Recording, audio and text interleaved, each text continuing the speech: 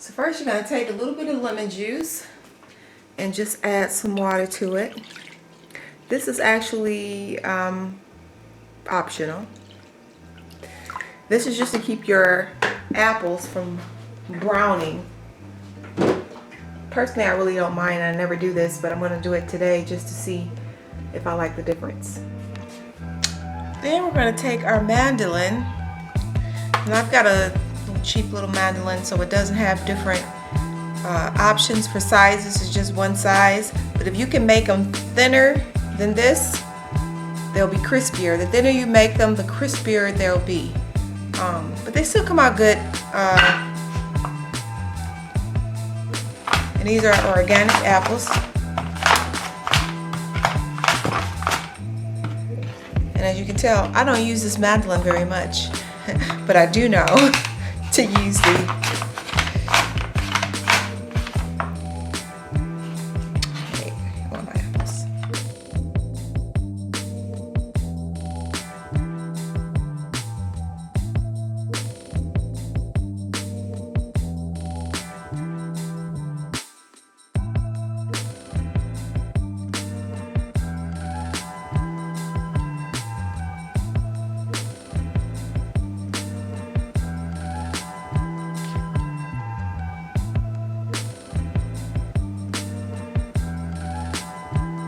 because you have the airflow going here, you don't have to turn them.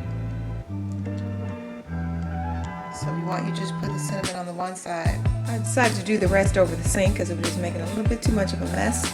But I did also decide to drizzle some honey on this last batch. I had 3 batches all together.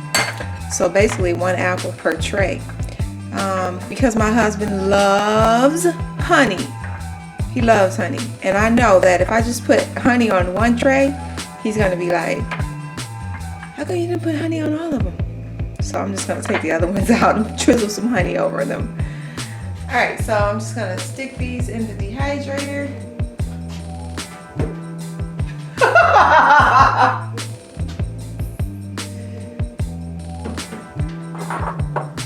Here are the dehydrated apple chips. And I have some in a bowl right here. They're not crisp because remember, I didn't make them really thin. So the thinner you make them, the more crisp they will be. But that's them right there. Let me show you.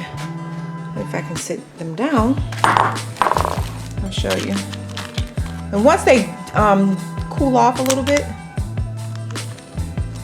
they will even be a little crispier. Okay.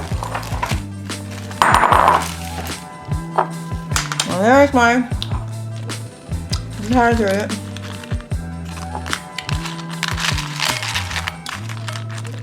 apple chips.